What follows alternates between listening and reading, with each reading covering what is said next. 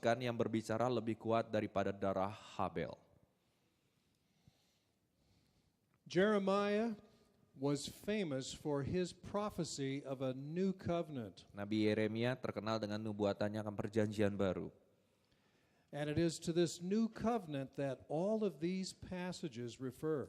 Dan semuanya ini berkaitan dengan perjanjian baru. The new covenant theme is very important in the New Testament, Perjanjian baru ini sangat penting sekali di dalam kitab perjanjian baru dalam firman Tuhan. which is really why it should be called the new covenant. Akhirnya disebut perjanjian baru. Now, the covenant hope continued in between the two testaments, that is, in the intertestamentary time just before the time of Jesus. Pengharapan akan perjanjian baru itu terjadi di antara dua zaman perjanjian lama dan perjanjian baru yang disebut dengan intertestament era. Look at these several passages, many of them from the book of Yeshua ben Sirah and one from the apocryphal work Baruch. Go ahead. Ada beberapa ayat ini yang diambil dari kitab yang disebut dengan Yeshua bin Sirah dan juga kitab Baruk. Saya akan membacakan beberapa ayat ini. Berpegang teguh akan perjanjianmu dan perhatikanlah bertambah dewasa dalam pekerjaanmu. Yang kedua, ia mengikat mereka dengan perjanjian kekal, menunjukkan hukumannya pada mereka. Selanjutnya ini semua adalah buku perjanjian Allah yang maha tinggi, sebuah hukum yang Musa telah perintahkan kepada kita sebagai warisan keturunan Yakub. Ingatlah pada hukum, jangan marah pada sesamumu, ingat pada perjanjian dengan yang maha tinggi, jangan membiarkannya. Ia menyatakan perintah dalam ajarannya dan memuliakan dalam hukum perjanjian Tuhan. Yang terakhir, aku akan mengikat perjanjian kekal dengan mereka untuk menjadi Allah mereka dan mereka akan menjadi umatku dan aku tidak akan lagi membuang umatku Israel dari tanah yang telah kuberikan kepada mereka. The last passage from Baruch is very important, where it says, I will make an everlasting covenant with them. Yang paling penting adalah yang terakhir dikatakan, aku akan mengadakan perjanjian kekal dengan mereka. Do you know who Baruch is? Saudara tahu siapa Baruk? Baruch was the associate and secretary of the prophet Jeremiah. Baruk adalah sekretaris daripada Nabi Yeremia. This is referring to the new covenant that Jeremiah promised. Jadi perjanjian yang ditulis Baruk ini merefer atau mengacu kepada perjanjian yang dikatakan oleh Nabi Yeremia. Unlike the old covenant, the new covenant will be everlasting. Jadi perjanjian baru itu berbeda dengan perjanjian lama. Perjanjian baru adalah perjanjian yang kekal.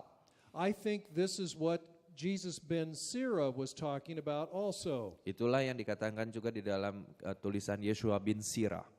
He was recalling the old covenant and was hoping that it would be renewed. Jadi dia menuliskan ada perjanjian lama dan dia mengharapkan akan diperbarui. Now this raises a very interesting question. Ini akan menimbulkan sebuah pertanyaan yang sangat menarik.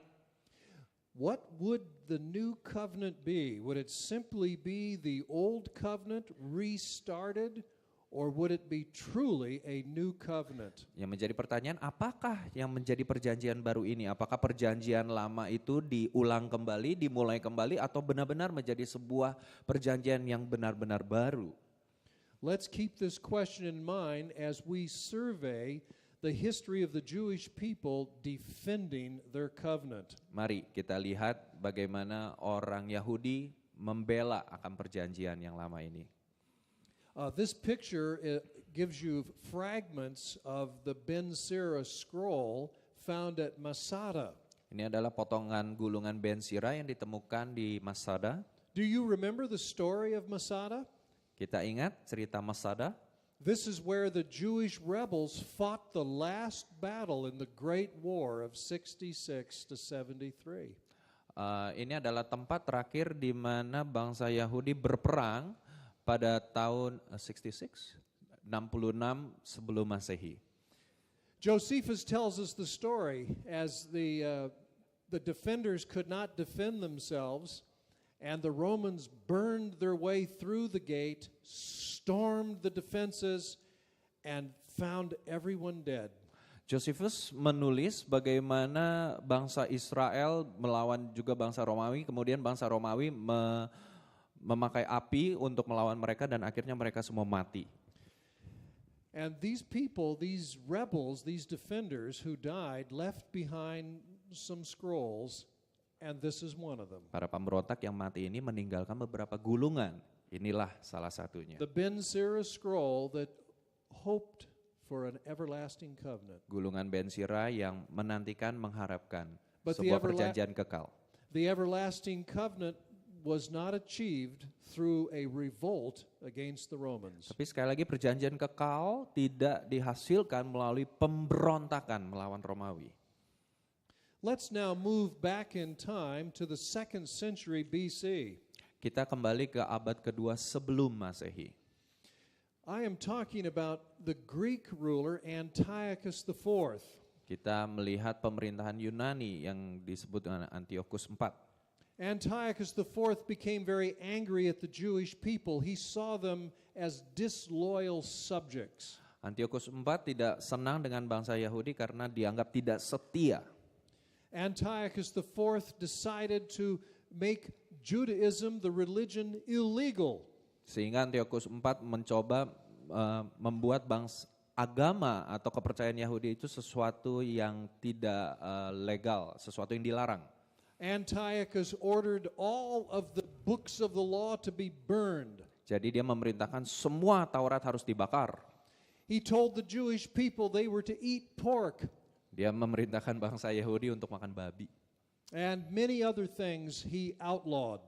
Jadi banyak hal yang akhirnya dianggap tidak boleh, dilarang. Antiochus's name was Epiphanes, which means divine manifestation. Jadi Antiochus IV itu mempunyai nama Epiphany yang berarti manifestasi ilahi. The Jewish people hated him and said his name really is Epimanes, which means madman. Akhirnya bangsa Yahudi karena tidak senang, akhirnya namanya diganti yang berarti orang gila. Let's read some passages now from 1 Maccabees and the Psalms of Solomon, which refer to the covenant and the struggle in the face of persecution to preserve the covenant faithfully. Kita akan melihat beberapa bagian ini untuk melihat bagaimana bangsa Yahudi ini menghadapi tekanan dan penderitaan untuk melawan, untuk mempertahankan hukum Taurat, penganiayaan. Saya akan membacakan poin-poin di atas ini. Pada hari itu akan datang orang-orang tak berhukum ke Israel, menyesatkan mereka dan berkata, mari kita pergi mengikat perjanjian dengan orang-orang kafir di sekitar kita, karena kita telah mengusir roh-roh jahat dari mereka. Lalu mereka membangun gimnasium di Yerusalem sesuai dengan tradisi orang kafir, menghilangkan tanda sunat, membuang perjanjian kudus. Mereka bergabung dengan orang-orang kafir dan menjual diri mereka kepada kejahatan. Jika seseorang didapati memiliki buku perjanjian atau Taurat, mematuhi hukum tersebut, maka peraturan raja menghukum ia dengan hukuman mati. Karena saudara kita bertahan dalam penderitaan dan telah minum kehidupan dalam perjanjian Tuhan, tetapi engkau dengan hukuman Tuhan akan menerima hukuman karena kesombonganmu. Anak-anak perjanjian ini lebih jahat dari orang sekitar mereka. Tidak ada yang memiliki belas kasihan dan kebenaran di tengah-tengah Yerusalem. These are coins depicting Antiochus IV. Ini adalah mata uang yang menggambarkan gambar daripada Antiochus IV. In the coin on the lower right-hand side, it says that Antiochus IV is the manifestation of God. Di sebelah kanan bawah ada tulisan yang menuliskan bahwa Antiochus IV itu adalah manifestasi Tuhan atau manifestasi ilahi. So you can see why the Jewish people found this man very offensive. Sehingga kita bisa mengerti bagaimana orang Yahudi melihat orang ini benar-benar melawan orang Yahudi, Antiochus IV. Well, there was a very brave family, a priestly family, that decided to resist Antiochus. Ada sebuah keluarga imam yang mau melawan Antiochus IV ini. These passages reflect their zeal for the covenant, their desire to preserve it. Dari bagian ini yang kita telah baca bahwa tersirat bahwa bagaimana keinginan atau semangat mereka, cinta mereka, gairah mereka untuk mempertahankan hukum Taurat. Now let's listen to these passages. Kita akan membacanya kembali. Mereka lebih memilih mati daripada dinajiskan oleh makanan atau mencemarkan perjanjian kudus, dan mereka benar-benar mati.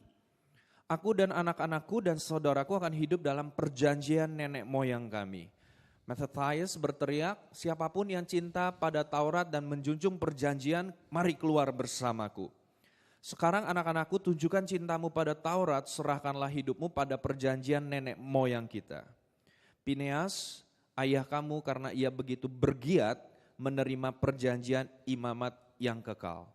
Mari kita menangis ke surga, apakah ia akan membela kita dan mengingat perjanjiannya dengan nenek moyang kita dan membasmi tentara di hadapan kita pada hari ini. Engkau telah mengikat perjanjian dengan nenek moyang kami dan kami berharap kepadamu pada waktu jiwa kami berseru kepadamu. Yang terakhir, Tuhan mengingat hamba-hambanya dalam belas kasihan. Kesaksian terletak dalam Taurat perjanjian kekal. Kesaksian Tuhan nyata dalam lawatannya dalam umatnya.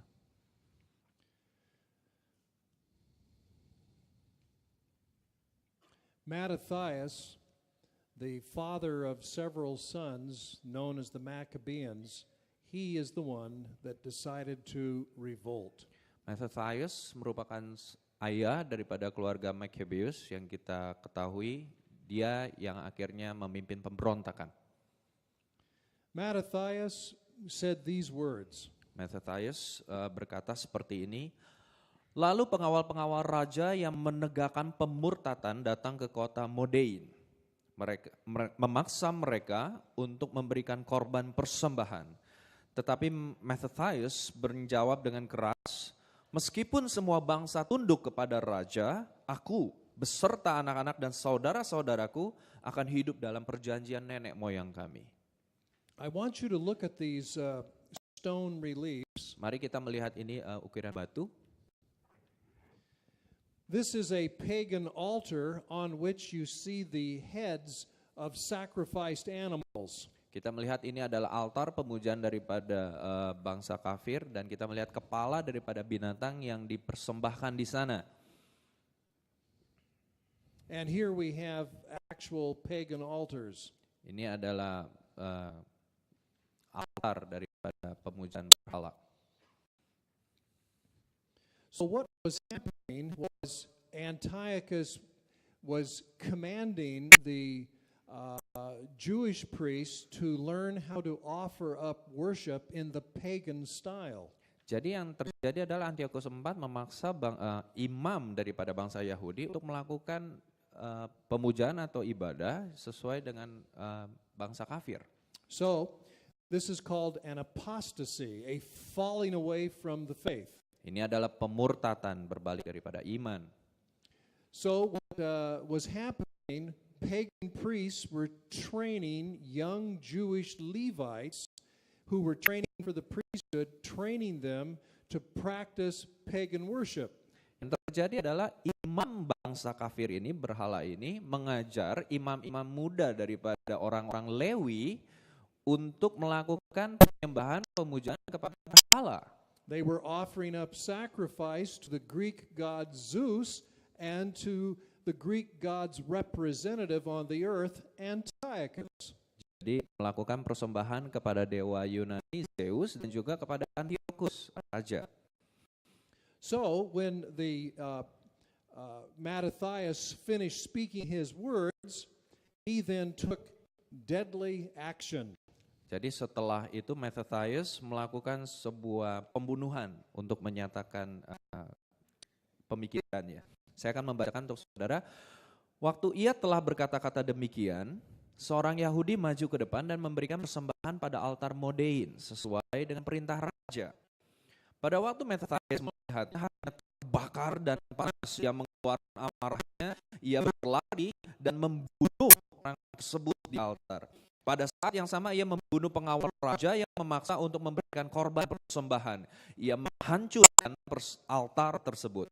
Oleh karena itulah hatinya terbakar oleh karena cintanya kepada Taurat, sama seperti yang dilakukan Pinehas kepada Zimri bin Salu. This is how the Maccabean revolt began. Inilah bagaimana pemberontakan Makabeus dimulai. Mattathias killed the king's officer and then called the people who were faithful to the covenant to follow him. Mattathias membunuh pengawal raja dan memanggil semua bangsa Yahudi yang setia untuk mengikuti dia. This led to the Maccabean revolt and eventually to Israel's freedom. Ini adalah awal pemberontakan Makabeus dan juga menjadi kebebasan, kemerdekaan bagi bangsa Israel. Because of his success, Mattathias was famous. Oleh karena keberhasilannya, ia menjadi terkenal.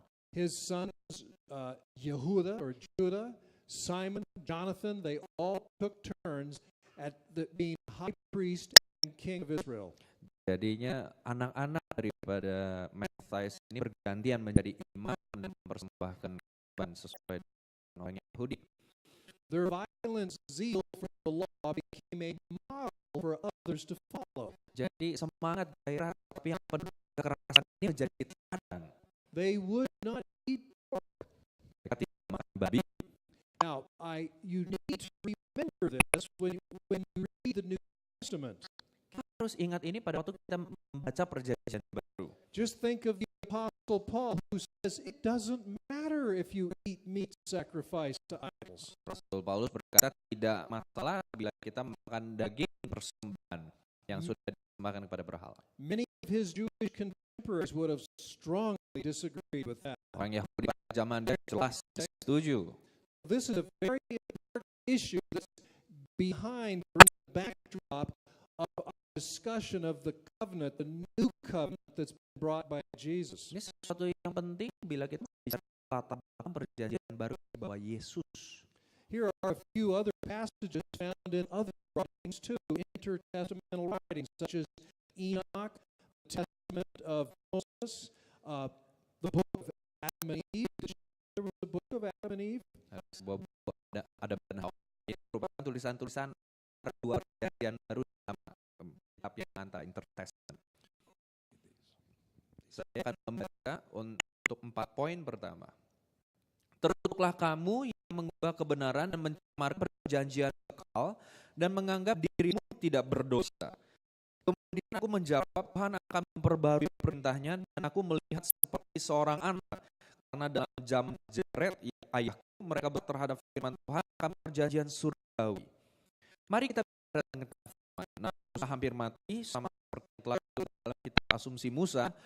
Dia memanggil Yosua bin Nun, berkata kepadanya, Tuhan memanggilku sebelum dunia dijadikan untuk menjadi perantara janjiannya. Kisah dan kewargaan Adam dan Hawa dinyatakan Allah kepada Musa hambanya pada waktu ia menerima loh batu, hukum Taurat, perjanjian dari tangan Allah melalui malaikat Mikael.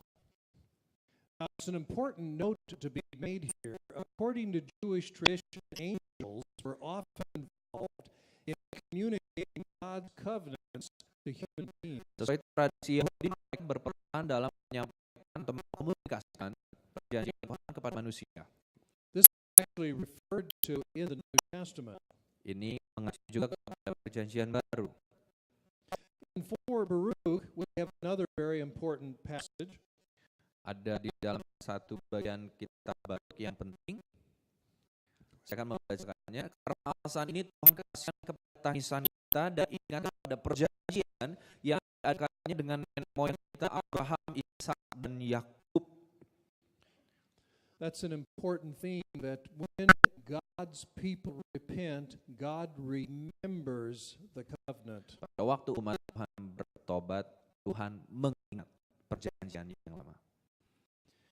You remember yesterday someone asked about the Greek fragments found in Qumran, Cave 7. Kemarin ada yang bertanya mengenai potongan tulisan Yunani di dalam Qumran. On the screen are some of these fragments. Ini ada ditunjukkan di screen, di layar. These Greek fragments have been in recent years identified as belonging to the book of Enoch. Potongan-potongan ini diyakini sebagai bagian dari buku Enoch, kitab Enoch. The book of Enoch was very important to the men of Qumran. We have 20 Aramaic scrolls and some fragments in Greek in K7. Kitab Enoch ini sangat penting sekali untuk Qumran, ada kira-kira 20 gulungan dan juga ada beberapa gulungan mengacu kepada buku Enoch. One of the reasons the book of Enoch was important to the men of Qumran was because Enoch emphasized the covenant. Mengapa buku Enoch ini sangat penting untuk Qumran? Karena Enoch menekankan akan perjanjian. But of course, in other Dead Sea Scrolls, we have more references to the covenant. Tetapi di dalam gulungan yang lain kita juga bisa melihat acuan-acuan mengenai perjanjian di dalam tulisan gulungan lain. These I selected because they are from the sectarian scrolls at Qumran, the most important scrolls at Qumran as far as the Essenes were concerned. Saya mengambil bagian ini karena penting diambil daripada gulungan sektarian, satu bagian gulungan yang penting. So here are some selections from the Damascus Covenant and 1QSB. Ada beberapa bagian yang akan saya bacakan diambil dari Damascus Covenant dan juga 1QSB. Saya akan bacakan untuk saudara. Mereka harus menjalankan hari Sabat menurut aturan dan tanggal-tanggal kudus dan hari-hari berpuasa sesuai dengan perintah dari perjanjian baru di tanah Damaskus, mempersembahkan korban kudus sesuai dengan aturannya. Setiap orang harus mengasihi saudaranya. Membuang mereka dan mengikuti hati mereka sendiri. Karena itu semua orang memiliki perjanjian baru di tanah Damaskus, tetapi kemudian berbalik dan berkhianat kepada pancaran air hidup. Mereka akan dihukum bersama-sama pengejek karena mereka telah menipu, melawan hukum yang benar dan menolak perjanjian yang telah mereka ikat di tanah Damaskus, yaitu perjanjian baru.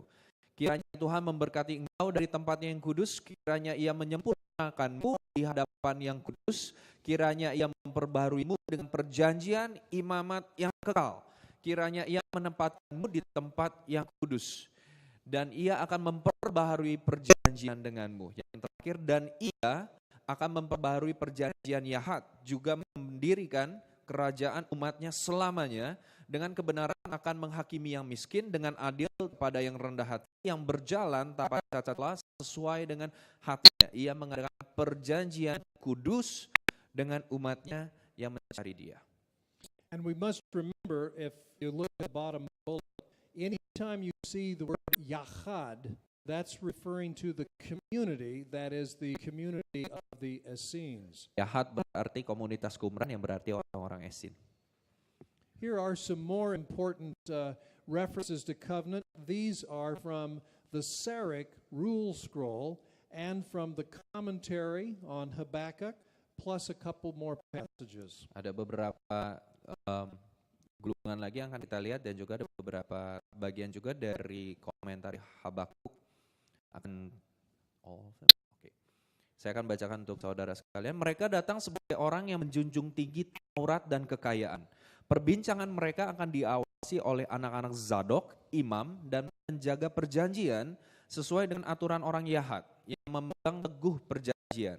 Mereka akan menuntun mereka dalam hal Taurat, uang, dan hukuman. Mereka akan menjalankan kebenaran dengan kerendah hatian. Dengan hati dan pikirannya seperti yang telah dinyatakan kepada anak Zadok, imam, dan penjaga perjanjian yang mencari kehendaknya, dan mereka yang terikat dalam perjanjian, yaitu mereka yang dengan kerelaan hidup dalam kebenaran dan menyenangkannya. Siapapun yang masuk dalam perjanjian dengan sumpah harus memisahkan dirinya dari orang-orang jahat, orang-orang yang berjalan dalam kejahatan, karena mereka tidak ada dalam perjanjiannya. Dianggap pengkhianat kepada perjanjian baru karena mereka tidak percaya dalam perjanjian Tuhan dan telah mencemarkan namanya yang kudus. Engkau yang mendirikan, memisahkan mereka dari bangsa-bangsa menjadi kudus kepunyaanmu, dan engkau telah memperbaharui perjanjianmu dengan mereka dalam kemuliaanmu dan perkataan Roh Kudusmu, melalui karya tangan dan firman-Mu menyatakan kemuliaan dan karya kekal.